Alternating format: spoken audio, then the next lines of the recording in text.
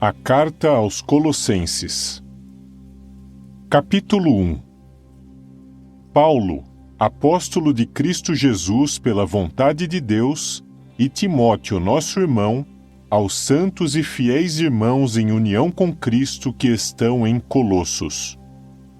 Que vocês tenham bondade imerecida e paz da parte de Deus, nosso Pai. Sempre agradecemos a Deus, o Pai do nosso Senhor Jesus Cristo, quando oramos por vocês, pois ouvimos falar da sua fé em Cristo Jesus e do amor que vocês têm por todos os santos, por causa da esperança que está reservada para vocês nos céus. Vocês já ouviram falar dessa esperança por meio da mensagem da verdade, as boas novas que chegaram a vocês.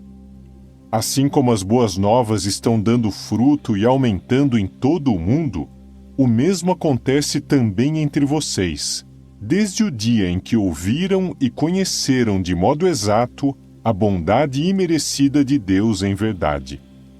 Isso é o que vocês aprenderam de nosso amado coescravo Epáfras, ministro fiel do Cristo que serve em nosso lugar. Ele também nos contou sobre o amor que vocês têm em sentido espiritual. É também por essa razão que, desde o dia em que ouvimos isso, não paramos de orar por vocês e de pedir que fiquem cheios do conhecimento exato da vontade dele, com toda a sabedoria e compreensão espiritual, para andarem de um modo digno de Jeová, a fim de lhe agradarem plenamente, ao passo que continuam a dar fruto em toda boa obra e a aumentar no conhecimento exato de Deus.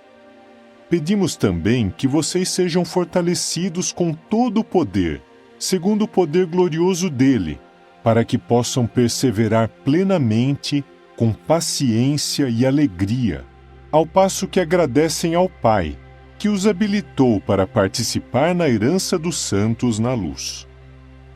Ele nos livrou da autoridade da escuridão e nos transferiu para o reino do seu Filho amado, por meio de quem temos o nosso livramento por resgate, o perdão dos nossos pecados.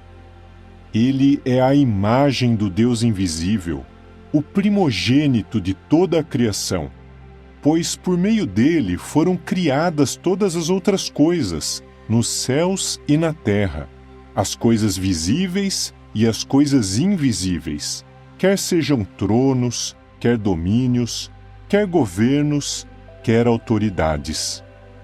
Todas as outras coisas foram criadas por meio dele e para ele. Também, ele já existia antes de todas as outras coisas, e por meio dele todas as outras coisas vieram a existir. E ele é a cabeça do corpo, que é a congregação. Ele é o princípio, o primogênito dentre os mortos, para se tornar aquele que é o primeiro em todas as coisas, porque Deus se agradou de fazer morar nele toda a plenitude, e, por meio dele, reconciliar todas as outras coisas consigo mesmo, tanto as coisas na terra como as coisas nos céus, estabelecendo a paz por meio do sangue que ele derramou na estaca.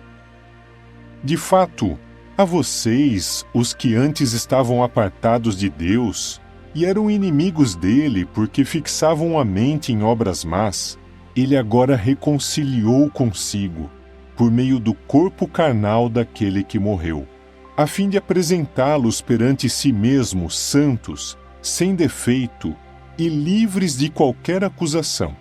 Claro, desde que vocês continuem na fé, estabelecidos no alicerce e firmes, sem serem afastados da esperança das boas novas que ouviram e que foram pregadas em toda a criação debaixo do céu.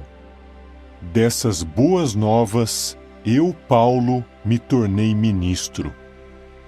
Eu agora me alegro das coisas que sofro por vocês, e estou suportando na minha carne o que ainda falta dos sofrimentos do Cristo, a favor do corpo dele, que é a congregação. Tornei-me ministro dessa congregação de acordo com a responsabilidade que me foi dada por Deus, para o benefício de vocês, de pregar plenamente a palavra de Deus, o segredo sagrado que estava escondido desde os sistemas de coisas passados e as gerações passadas. Mas agora ele tem sido revelado aos seus santos, a quem Deus se agradou de dar a conhecer entre as nações as gloriosas riquezas desse segredo sagrado. O segredo sagrado é Cristo em união com vocês, a esperança de participar da sua glória. É Ele que nós proclamamos, advertindo a todos e ensinando a todos com toda sabedoria, a fim de apresentarmos todos como pessoas completas em união com Cristo.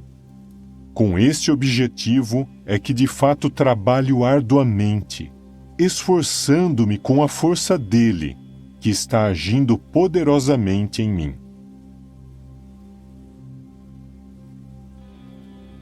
Capítulo 2. Pois eu quero que vocês se deem conta de como é grande a luta que tenho a favor de vocês, a favor dos de Laodiceia e a favor de todos os que não me viram pessoalmente.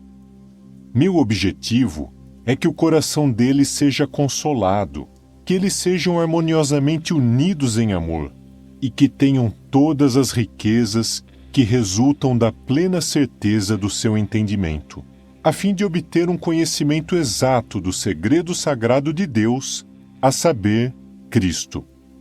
Cuidadosamente ocultos nele se acham todos os tesouros da sabedoria e do conhecimento. Digo isso para que ninguém iluda vocês com argumentos persuasivos. Embora eu esteja ausente no corpo, estou com vocês em espírito, alegrando-me de ver a sua boa ordem e a firmeza da sua fé em Cristo.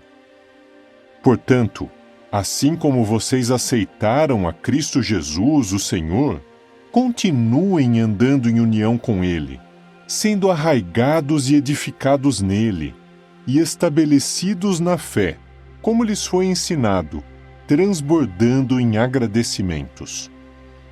Tenham cuidado para que ninguém os escravize por meio de filosofia e vão engano, que são baseados em tradições humanas, nas coisas elementares do mundo, e não em Cristo, porque é nele que toda a plenitude da qualidade divina mora corporalmente. E vocês adquiriram uma plenitude por meio dele, aquele que é o cabeça de todo o governo e autoridade. Pela sua relação com ele, vocês também foram circuncidados com uma circuncisão realizada sem mãos, por se despojarem do corpo carnal, isto é, por meio da circuncisão que pertence ao Cristo.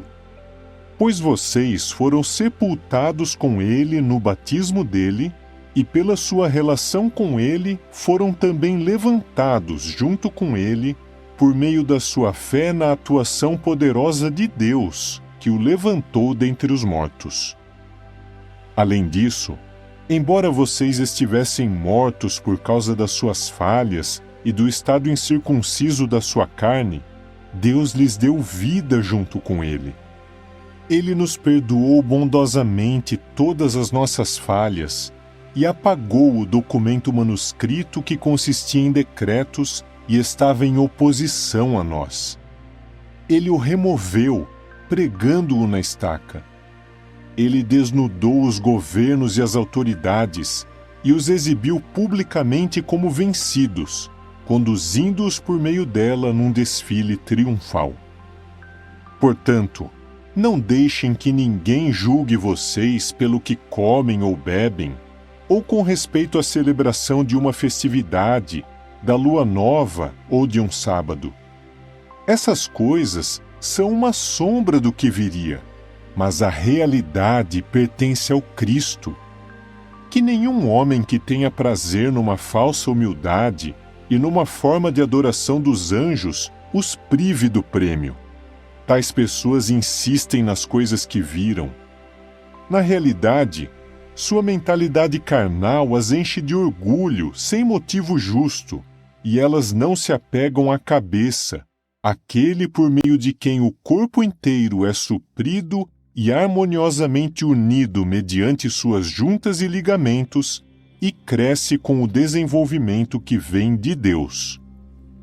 Se vocês morreram junto com Cristo para as coisas elementares do mundo, por que continuam vivendo como se fizessem parte do mundo, sujeitando-se ainda aos decretos não pegue, não prove, não toque, que se referem a coisas que são consumidas e se acabam, de acordo com as ordens e os ensinamentos de homens? Essas coisas têm uma aparência de sabedoria, numa forma de adoração imposta a si mesmo e falsa humildade, um tratamento severo do corpo, mas não são de nenhum valor em combater os desejos da carne.